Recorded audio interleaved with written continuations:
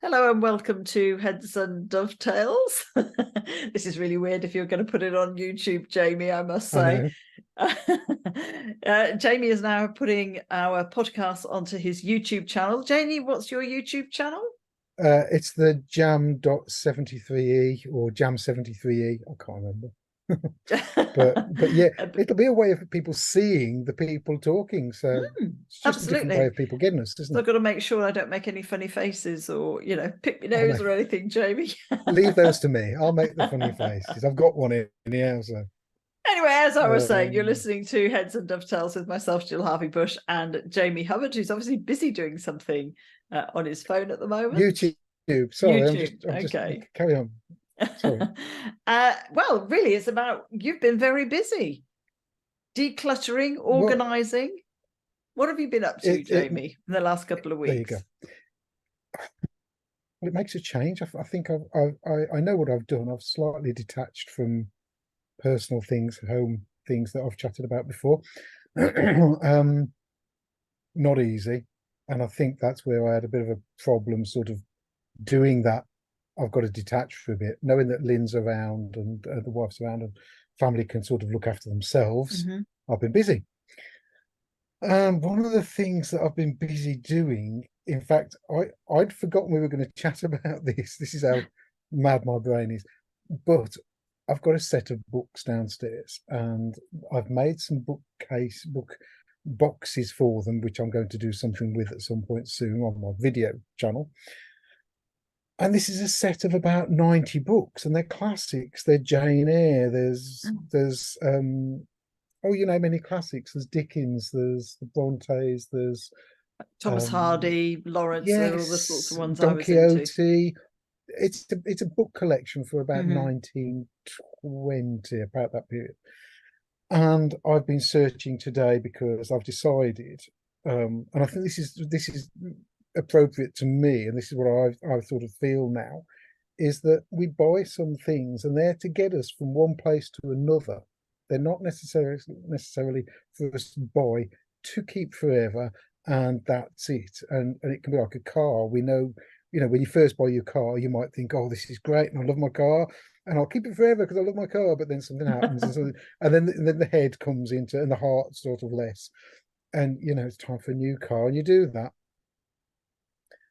and that gets us from A to B, but it gets us from one period of time to another, and that's what I mean. Mm-hmm. And I've had this set of books for a long time, family-owned set of books, and I've decided to sell them. This morning I was thinking about them, and as a set of 80 books or so, they're worth about £80, which isn't good. But No. I've just been searching Jane Eyre, and a cheap antique Jane Eyre is £25. So it's the opposite to what you would normally expect to happen, because Yes, often people will say, well, you've only got one, therefore it's only this price. But if you have the whole set, it would yes, be this price. it would. And sorry, there's a caterpillar on my screen. Oh, life. You'd think it's totally the wrong thing to do. And as a woodworker, as you may collect a few tools, or you can have some chisels, and you have a set of chisels, keep the set together. So I'm all for, yeah, set, Mm-hmm. that's great.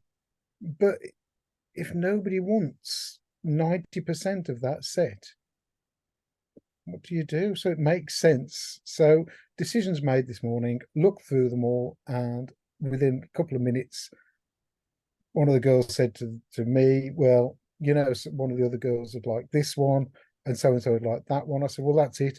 I'll write them all down.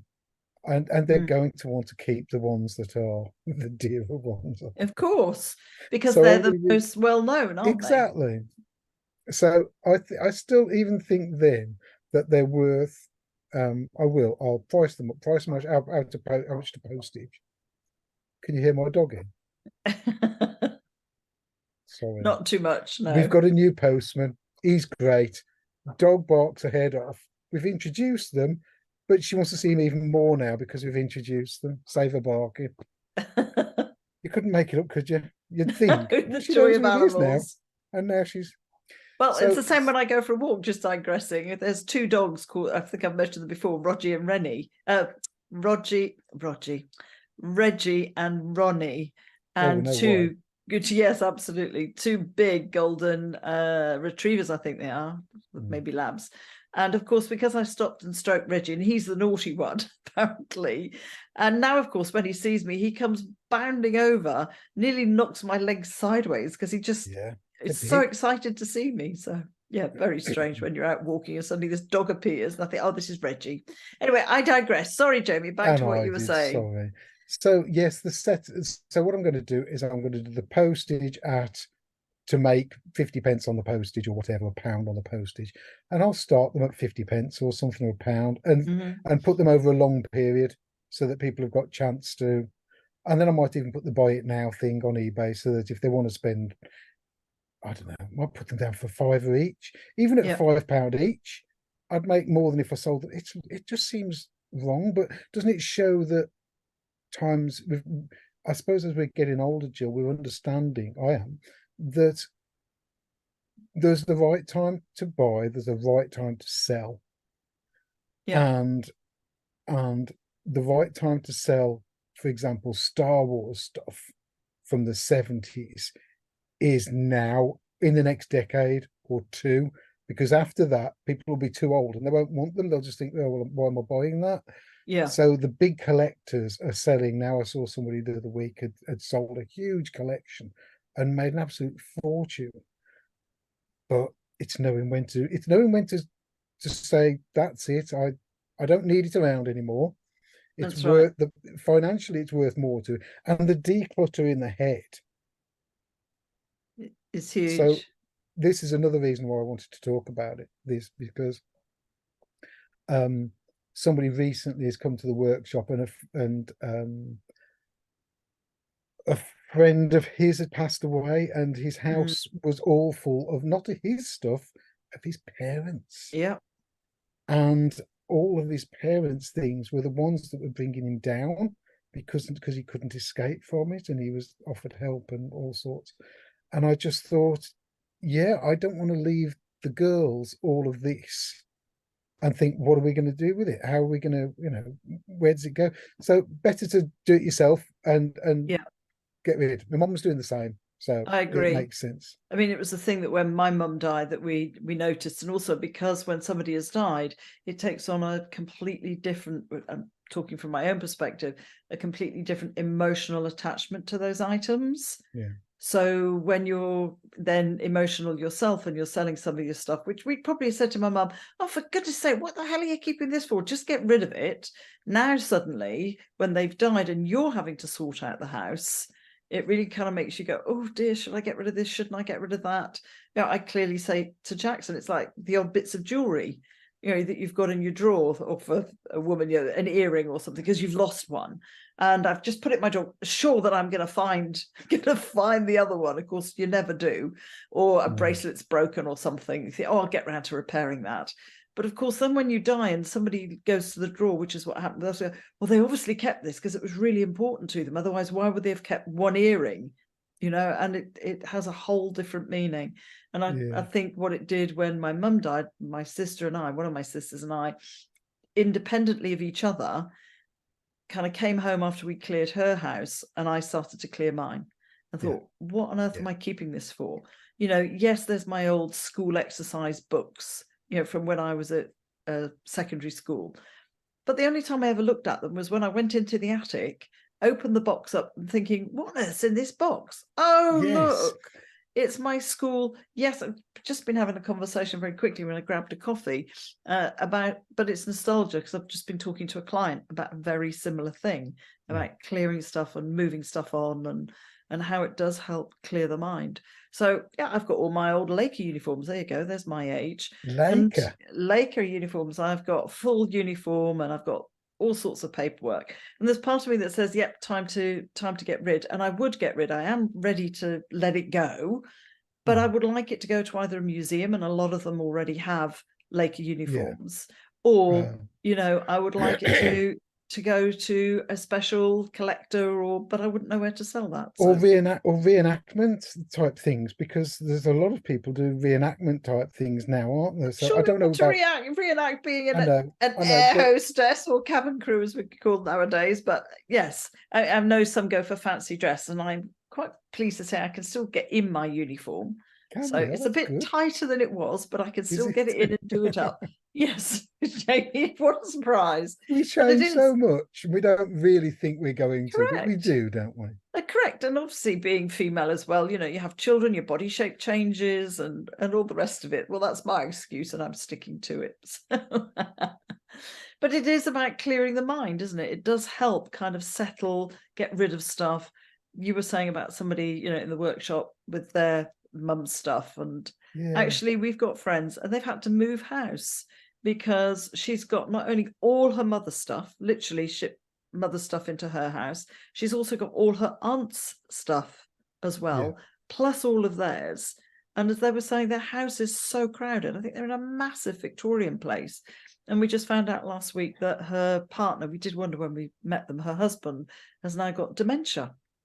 So, and she just cannot let this stuff go. And I think, you know what, they're memories. You never forget memories. no, And no, it's, and I'm sorry, Jill, and I think when you actually say, I mean, for me, when you actually say to somebody, I put it in a group chat the other day, willy-nilly, I just threw it in our group chat, which I was told I shouldn't have done. But there you go. I never get anything right really with my lot.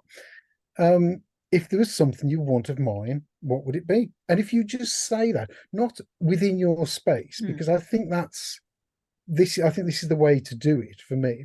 If you say it, if I got the girls round and said, right, what do you want to keep? Straight away, their eyes would be looking around, and you're preempting, you're sort of prompting them into thinking.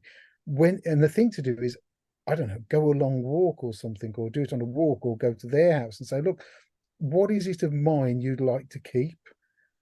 Because and really it's the thought and the memories, mm-hmm. rather than seeing it as a physical lump that's in the room or in a wardrobe or whatever. And out of all of my lot, I got Melody wants my flying jacket, my leather flying jacket that I bought secondhand years ago, and it's great and it's worn out and old and the way that an old flying jacket should look. Yeah.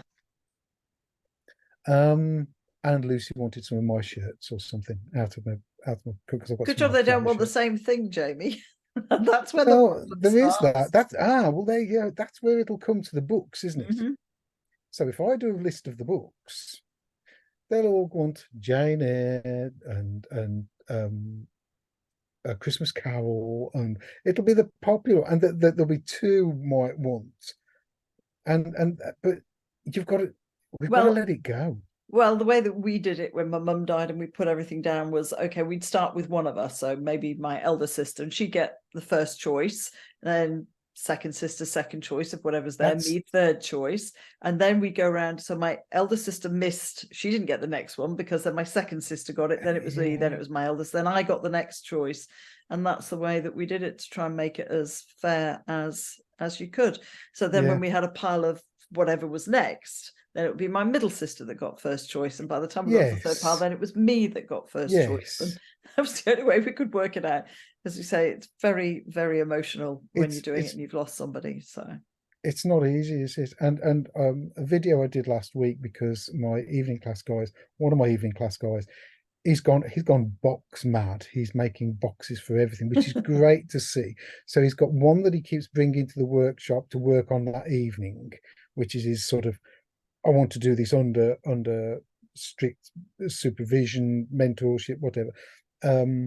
No mistakes. To the others that he's making on a weekend, and he's making mistakes, but they're for tools, so it doesn't matter. It's all learning and it's all him moving forward, which is great. And it's a box for the tool, which is brilliant, because that keeps the tool in good condition, which mm-hmm, could make the tool worth more money because it's in a nice box. So mm-hmm. this all helps, I think. But I took a jewelry box in that I made for my wife in 1994-5, when we got married, and I'd started making this jewelry box, and I had problems with it, and but actually that sort of, it grew, it evolved, the design did. gave it a good clean down, put it the video on. People say, "Oh, lucky wife having such a lovely box." I mean, she's got a nice jewelry box, but she's stuck with me, so I'm not that lucky. But out of the four girls, who has the jewelry box because there's four of them? Yeah. That's not going to be easy. And then there's the other thing. There was something else that one of the girls wanted, and I totally get this. Ellie, the eldest, asked me, said, "Can I have some of the pig china?" Back in 1994, 3-4, we went to Habitat. Habitat was great, wasn't it? Yes, Terence Habitat. Conrad. That's right, when Habitat was it first brilliant. opened up. Yeah, before IKEA came along, it That's was right. just, and It was the Habitat. place.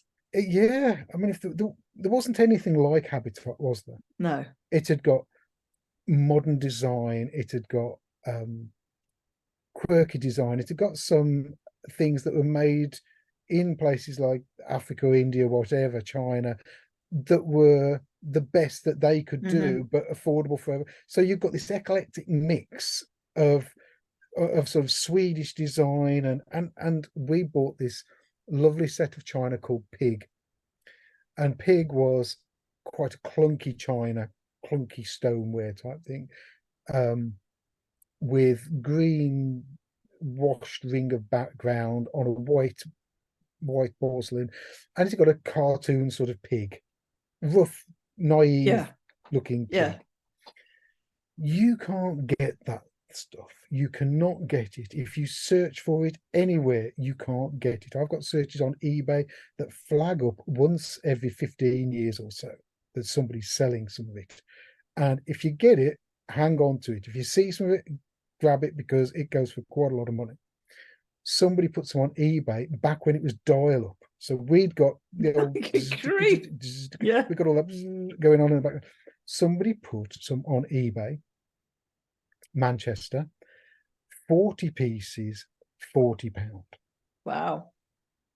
And I grabbed the big car and I got Ellie, the eldest, and we went up to Manchester, went to Salford Keys, whatever it's called, and lovely apartment, well, two-story apartment, beautiful place, very modern, very Habitat. Oh, it was gorgeous. You walk through the front door, open plan, kitchen, dining room, living room, big glass at the end, straight onto the marina, out the on the canals. Oh, it just looked beautiful. And then all down this left-hand side wall, there was a staircase going up from the front door, and then beyond that staircase was cupboards about 12 inches deep, white doors.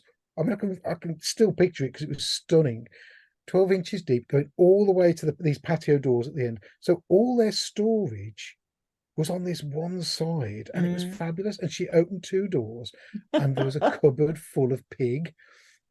And Ellie said, "I'd love some of the pig because it reminds me of the journey. It reminds me of this." And I just said, "Brilliant." She was about eight at the time, I think.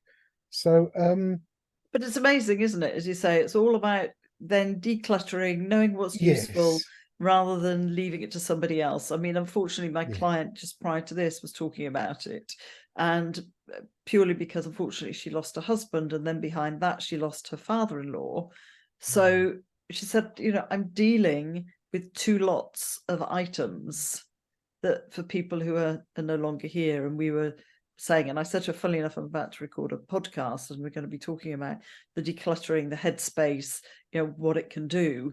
And it does, it really helps your headspace if you can declutter your office. I admit, when I'm doing an upcycling project in the garage or my workshop, in inverted commas, that stuff gets left all over the bench. But as soon as I finish, because I know where it is, so I know where I put those screws, I know where I put that paintbrush, I know where I put that stain, I know where that stain cloth is, I know where those gloves are. So it just gets left and it looks a mess. I will admit it looks a mess. But as soon as I finish that project, it all gets tidied away. So I know exactly it's back where it should be. I could still do better, but it makes you feel like, okay, phew, I can breathe now. And move on. So apart from the books, but again, it's all down to point of view, Jamie, isn't it? It is. And really, I suppose if you don't feel the need, then you're in a good space. Absolutely. There's nothing wrong with that. But if you Absolutely. feel that there's too much, I mean, yes, that can be the problem as we're getting to our, well, for me, where I've got elderly parents, in-laws, I've got Mm, kids as well. And it can become a little bit too mm. much. Well, So it's when we moved here, we made the promise to ourselves that nothing. We do have a garage, so as you said, it's my workroom, and I do have some big shelving in there. But we made the kind of promise to ourselves: nothing is going in the attic. that's a So good, we are yeah, not storing anything in the attic, because how many people store stuff? And in fact, one friend had the incident. There was so much up there of books and all sorts from years and years and years. They didn't realize her husband had put it all up there, and then the ceiling collapsed because it wasn't meant to take that weight across the rafters, and stuff came down where they'd been balancing and whatever. But no, we made the promise to ourselves: nothing is going up in the attic, and if we can't find a space for it, then we have to sort something, and something gets thrown out. yes, It's amazing when people say, well, how much stuff have you got in your attic? We go, nothing. We don't even put the that's really suitcases good. up there. We don't, nothing goes in the attic. And actually, as you're getting older, Jill, Absolutely. We don't want that to go just up makes there. you don't want to go climbing up ladders. No. Funny we're talking about attics because I went to Chloe's yesterday to help take down the shed from the other shed I put up the other week, and her boyfriend's doing the attic, and he's Uh, boarding the attic out, but he's doing it right. mm, He's bought a couple of extra rolls of insulation, and they've got these leg things, which are, I'm doing this on the screen, sorry, they're not this small. They're about 10 inches tall, these legs, and you screw them into those and put your boards on top of those that's right. so that you're not compressing. So he's doing Not everything compressing right. the insulation. Doesn't one job lead to another job? Because our insulation's the same. It sticks up so far I above the know. rafters, because we've got double, triple insulation up there. And even I said, if somebody wants to put something up there, where would you put it anyway? And that's when people, the builders explain, oh no, you now have to put this to put on top. And you think, Yes, these you know what, legs. forget it. Well, he spent, I mean, they're in a little house, and it's going to be, I should imagine, a house they're in for a few years, and then if they Mm, start a family, they'll need to move on. Um, I mean, they could stay there forever, but it's the sort of thing that really, for a loft, as far as I'm concerned, really should be insulation first, because absolutely. the long, okay, it's long-term storage, but actually that long-term saving of energy in your home is worth a lot more than the headspace for storage for Yeah. physical bits and pieces. I mean, I understand when people have a really small house and they don't have a Yeah, lot of storage, then it's important. And it's the things, isn't it, that you use like once a year or rarely, like the Christmas decorations and the artificial Christmas tree. And yeah, people go, well, where do I put that? Well, you put that up in the attic. But I think the tendency can be that everything gets put in the attic. It's like, well, we'll save that. We'll just pop it in the attic. I mean, we had empty boxes in the attic from computers that Clive would save. So, if ever we move, then we've got the box. But of course, you don't put it in those original boxes anyway, And then we were going through when we moved here and found we've got boxes in the old attic that we didn't even have the items for anymore. oh, oh, Clive, I'm with I you. just, I'm sorry, Jill, I totally get it. And I'm a bit of a collecty type. I've got boxes upstairs from things that either the girls have had or I've got, and it's to keep the original box, and it makes a difference. I'm staring at the wardrobe, because in that wardrobe there, I've got something that I've got the box, but I totally get it. Keep the box, but then but when you you've just got to move, remember. You've just got to exactly, you've got remember. to remember it's up there. Or every so often, when you've thrown out the fan that no longer works, that you've got the box in the attic. I know. So that's one of the reasons we can see everything. It's all on Oh, shelving, and so we can see it. But it's and all this is about point of view, and I get it. but you've moved house a couple of times, haven't you? Correct. Yeah. So in that, the grief Hmm. of Having to sort it. yeah, that stuff. That's, in fact, one of the worst things I really dislike is, in fact, I don't do it anymore. Um I used to have a space in the kitchen. You're gonna think I'm weird. I used to have a space in the kitchen where I'd got a carrier bag, and in the carrier bag were the instructions for everything we Yeah. needed. But don't Mhm. you think we had more gadgets then? I think we did have more, we seem to have more things around, or things were more complicated. Just as we had a chat before this, you've got a new computer, which isn't just a new computer. You've now had to buy this, that, and the other to Yeah. make it all work. Yeah. That's a bit old school. That's a bit like the way we used to with computers. We used to buy things that, I'm sorry, yours is new and Apple and lovely, blah, blah, blah. But anyhow, we used to, I think it used to be like that. I think things are simpler now. Should No, be. well, I think they're simpler, but I'd still like to have a manual. I still like Oh, those manuals rather than, yeah. oh, download the PDF and have a read on there. And you're just like, no, when I'm doing something in the kitchen trying to work out how the flipping oven works, I really don't want I to know. have to get my computer. Again, it's all about points of view. And maybe it's just being old or older, Jamie, that just brought up in a Old. different I'm old. different way. So The girls remind me how old I am. Oh, but good talking of grief. point of view, of course, that came up this morning with your post, didn't it? That we were laughing about in terms of you were on 2992, is it 2,992 subscribers on your YouTube? And Which I was overjoyed with. which 2992. well, that seems to have gone quite quickly, doesn't it? Because it took you ages to get to 1,000, then it starts getting Yeah. exponential, doesn't it? Yeah. And I commented about, I bet you can't wait for the extra 8 to make And it I 3,000. had And to you do came the back and said, maths. I had to do the maths. I was just like, what? And you 3000, and to me, I was just like, no, isn't it weird? I know I'm weird, no, but it's isn't it just weird different how ways we think. 3000 doesn't really I like numbers like 100,000, and I like a million, but 300 or 3000, it's just not. Whereas the pattern, and I think that's There what it you is, go. the And it was, pattern yeah. 2992. I did like it when it was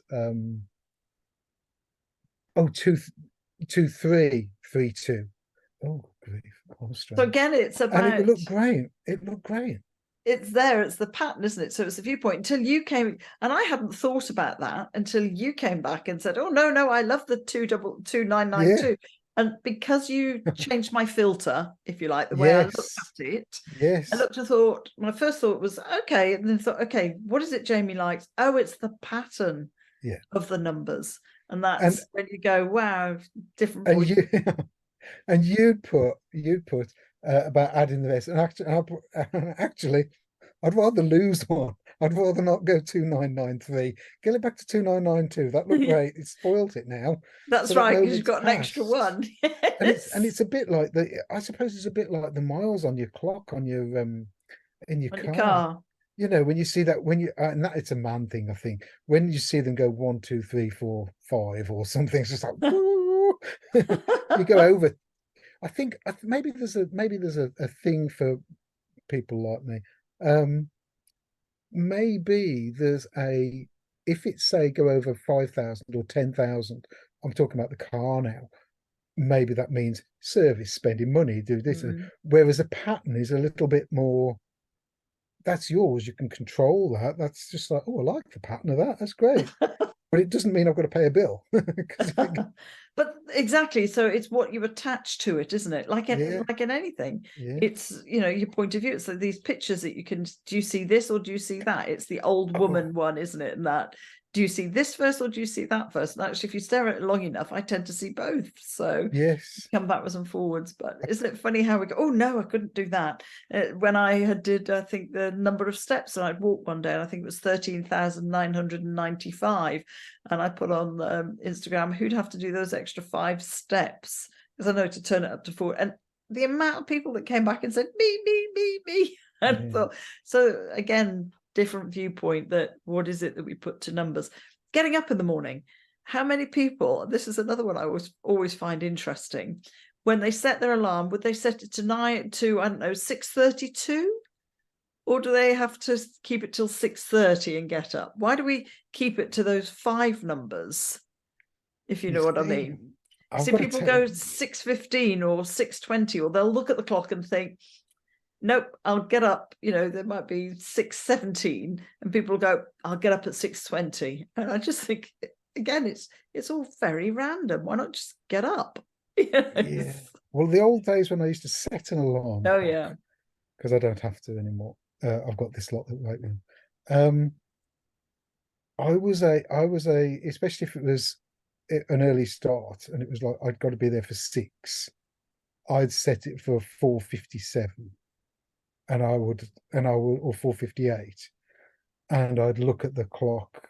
It'd make the noise, and I'd just look at it and probably stare at it for a few seconds, and then wait for it's gone round. Get out of bed. Go now. That's what go. I'm talking about. And that was my thing. I used to like. But I that's think the exactly what I'm pleasure talking for the about. last That people 20 might, minutes. might put it a couple of minutes early, but then they'll get up when it's on the clock or on the Yes, that's 5 me. or on the 10 or on the, and Can, it's really interesting. does it mean have you got some sort of thing on this, Jill? Am I a No, bit I weird? haven't. Haven't you? No, There not isn't. at all. It's just when That's a I've shame. talked to people in the past, they've all gone, oh no, I couldn't get up at 6:16 or 7:16. It's either got to be 7:15 or 7:20, and I'll sit and watch the clock until it goes round. I just think that's interesting. I mean, I'm just It as is. guilty sometimes, and I'll look at the clock and it'll go, oh, it's 5:53, and I thought, oh, I'll get up at 5:55, and it's just random. I It Yeah. You could get up. probably be wrong, but You're an early starter, aren't you? But you've well, done years of early starts, haven't you? I should imagine, with your flying around as well. well, both, because of course we used to work nights as well, and we used to work late. So it's really, I'm going to have to change this belief again, because I would always say I am not, and it used to be a joke with Janie and I, and my friend, that I am not the early bird, where she'd get out of bed, leap out like a gazelle. Trying to get me out of bed was really difficult. So I would always say, no, I'm a night owl. I definitely work better later in the Yes, day than and early. me. However, people now say, no, Gill, for the retreat we did in the summer, but you're an early bird. You're always up and up the common by, when it's light. Yeah. Now, okay, the reason I'm an early bird is because of the light. As soon as it starts to get light, I wake up. Now, Right. that used to really frustrate me, annoy me. I'd lie in bed getting crosser and crosser about not being able to get back to sleep. So I'd get really frustrated. And in the end, I just thought, this year, really, I thought, do you know what? Rather than lie here, I'm going to change my mindset. Here we go, doing a bit of self-coaching. I'm going to Good. change my mindset. I'm going to get up and get out for my walk. And that's exactly what I've been doing. But my batteries kind of run down to June the 21st, which is the longest day. So I kind of go, I cheer when it's June the 21st and go, woohoo, it's going to start to get dark again, because I actually prefer the shorter days rather than Yeah. the longer days. So yeah, it's again point of view. The women were shocked on the street. I said, actually, I'm not an early bird person, but I've had to change that belief in myself, because this year I have actually been getting up as soon as it's light at 4:00. It's 4:00. You kind of go, in the winter I go, is it really light at 4:00? And in the summer I go, yes, it's definitely light, and I'm Well, it's up and out by 5:00 in the morning when it's really light and the sun's up. And I've got proof of that, of course, on my Instagram post this year. And now it's getting later. I think sunrise is now gone past 6:00. It gets 2 minutes or 2 or 3 minutes every day. So no, I'm not waking up at 10 to 5. You just gotta go, this is the summer for me. Thank you very much, Gill. Please bring on the winter. So now I'm sleeping later. good. Good. Good. Yes. I mean, years ago we'd have been up with the Of sun and course, sunrise and that's with what the we did. sunset. Many, I mean, not we as the human race. You got up with the sunset, and people who live like that get up with the sunset and go to bed with the sun. No, we get up The with the other way around. sunrise and go to bed with the We get it. sunset. That's why I was just like, hang on, you can tell early mornings. But again, it's points of view, isn't it? Some people operate at different times of the day. And when I work with clients, it's looking at that. When are you most optimal? If you work better first thing in the morning, then do all those jobs you need to do. Have your meetings at work if you're having meetings. But if you work better in the afternoon, so you're a bit more of a slow starter in the morning, Yeah. then do that work in the afternoon. And that's me now. That's where I've, because of the evening workshop, that's sort Mm-hmm. of where I used to love working pre-workshops, pre Chloe going to King Edward's, actually going to sixth form. I used to love working at 6, 7, 8. The building could get quieter. I'd be able to get on with things more focused at that time. Yeah. I'll just do this bit more. I'll just do that bit more. Well, if I finish that now, then I haven't got to do it tomorrow. Oh, another half an hour. All those tricks, all those things would get the job done. And I will get back into more of that. In fact, I'm not saying I will. I have. Over the last 2 weeks, I have got more into that. I went to work the last Friday, where I don't sometimes do Fridays because I've done 3 long days, Tuesday, Wednesday, Thursday. Into the night. And sometimes as well, what I've noticed I'm doing now is I'm letting the students out rather than going at the same time with them. So I'm letting them out, I'm tidying up, I'm doing some bits, I'm doing whatever else I feel I need to do before I leave work. And the other night, the Friday night, it was about 7:30, 8 o'clock, and I hadn't seen anybody since 2, whatever it was. Enjoying the space, enjoying my own company, enjoying moving forward. But I'm go on. But that's all about what it's about, isn't it? Is that we all operate differently. We all have different points of view on things, and about respecting that you work better at this and I do better at that, and just looking at it from that perspective. So what with organising and points of view today, Jamie, we're getting there. We're getting well sorted. Have you seen my Instagram pictures lately? Which Have you seen ones? the ones with the cobbles and the Yes, block because I pavers? commented about the. Yes, you did, didn't you? Yes, I commented about the plant coming through. So again, That it's was viewpoint. Clive hates really neat edges on the lawn. Whereas if there is, we've got this edging concrete kind of concaved or curved, that's the word I'm looking for, curved edging neatly around the lawn. Now, I don't like it when the grass goes all over that and it's weeds and it's spreading all through the path and so on. So I like to, keep that tidy. Other edges, I don't mind. But certain edges I like to be neat and tidy. Again, point of view. And Clive's going, why are you getting so upset about it? I said, well, I'm not getting upset. I just like it neat and those edges neat and tidy. Otherwise, of course, in my head, it works its way into the tarmac on the drive, and then the tarmac on the drive starts to have weeds, which means that's breaking up. So again, I'm running on thinking, oh God, that's going to have to be, the drive sorted as water gets in and it breaks up. But no, yours looks really good, Jamie. well, You've been really organised. You see, again, organised mind with those stones. Well, these were the cobbles were something from my brother's house that he was throwing away in a skip. And I said, well, I could use those on my patio because my patio grew slightly because of building work. And because it's those horrible 60s hexagon things, I don't like them, but it's something flat to walk on, so it's fine. I use these cobbles in awkward spaces to fill the awkward spaces, and if I could insert a picture here, I'll try and insert a picture. And actually, if I can insert a picture here, I can insert a picture later. Jill can give me a photograph of her in a Laker thing. Can we put a Laker picture? No. No, okay, we won't do that. Well, that's for the viewers to see if they have a look. But anyhow, I decided that what's going on there, Jill, is the cobbles were second hand, the pavers were well, from my brother. The block pavers were from a friend of mine. And this little oblong patch, which is 1600 mil by 1.2 meters by 1200 mil. I'm trying to make a border of cobbles around the basket weave of pavers. Right. Because the manhole cover in the other picture is a basket weave pattern cast iron manhole cover with the block pavers surrounding it. So I'm trying to just make I was laying it all out just to see if have I got enough to actually complete this, because I don't I'm fingers crossed that's how close it is. So it's all laid out as it's going to be. But then what I think I'll do is once I've done all of that, I won't keep any of the excess, because how many things do we keep that, oh, I might need that and I might need that.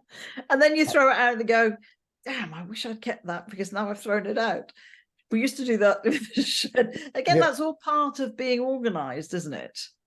And Yeah. it's what Yeah. draws your attention or your focus, because you did a lot of the stuff you don't know you've had till you come to have a sort out and you throw it away. How many times do we go off, I don't know, to a hardware store, buy something because you think you haven't got it, and then lo and behold, because you've got so many screws or nails that you can't Yeah. find it, so it's easier, unfortunately, it's easier just to go and buy a new packet, and then you start sorting out and go, oh, I've got one of these, or I've got, wood glue would be one in our house. It seems to get put in a different place. Does Not it? now, not Good. now. Good. But there'll be people who have different sorts of glue. And go, I'm sure I bought some glue. Now I can't find it. Is it in the shed? Is it here? Oh, I'll just go and buy another one.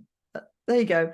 All about being organised, Jamie. Well, we'll get there. The good thing this has done, actually, Jill, is it's made me look at the other things around and think, well, actually, because I'm doing this here, I don't need that to do there. So I've been dropping the odd bit in the dustbin and getting rid of a couple of things to save a tip run, to save doing all of that. I just thought, well, there you go. I've got 10 of these. They might as well just go in the bin now and let them go. Let them go. And that's part Actually, of it. there's a beautiful one that you'd really love. So my house was built in the 60s and it had the old cast iron soil pipe and drain. Yep. So I had the cobbles off my brother. My brother's just had my cast iron drain pipes. So one Wow. of them's 6 foot long with the old, because he's got a very old house and it needs to be done right. Where these cobbles weren't, and these weren't right. This was just terrible. But he's had this cast iron off me, so that was something else I was hanging on to just in case. And who knew that the just in case was actually to give it to my brother because he was the best thing to happen to these. Yeah. So it's sort of, we can make it work, can't we? We don't have Yes. to actually get rid of things. We could just tell people what we're getting rid of, what we don't want, and they might say, oh, I'm after one of those. Exactly.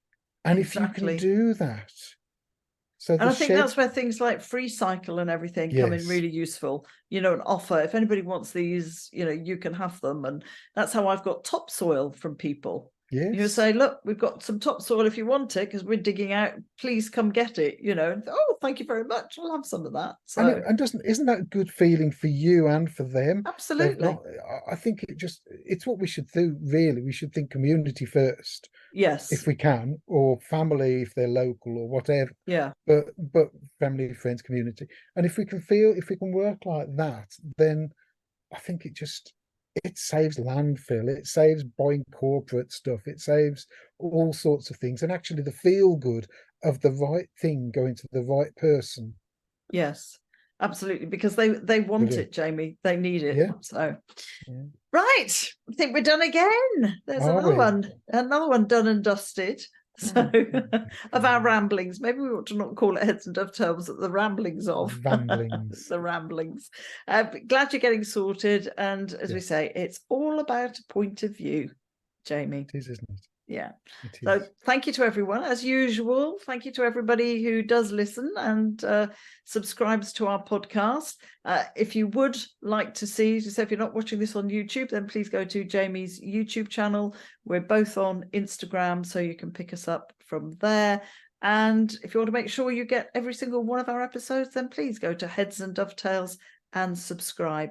Jamie, you have a good couple of weeks, and I'll speak to you again soon. Before you go, okay, there's always if people want to buy us a coffee, I can't do it on my YouTube channel yet, but one day. We're not allowed to in the early days. You're not allowed to put links to right, okay. Gill needs some chisels, so we need to buy me a coffee so that Gill can buy some chisels. I do buy me a coffee as well, so if you're my Vambling, think my Vambling's worth anything, but I mean I appreciate it, but Gill needs some nice chisels. You've got to, because I put a picture on Instagram. Anyhow, we'll let it go there. Follow us on Instagram because you see some of the day-to-day, especially Jill's tomatoes and her plants. Thank you, Gill. Okay, you take care. Bye. Bye.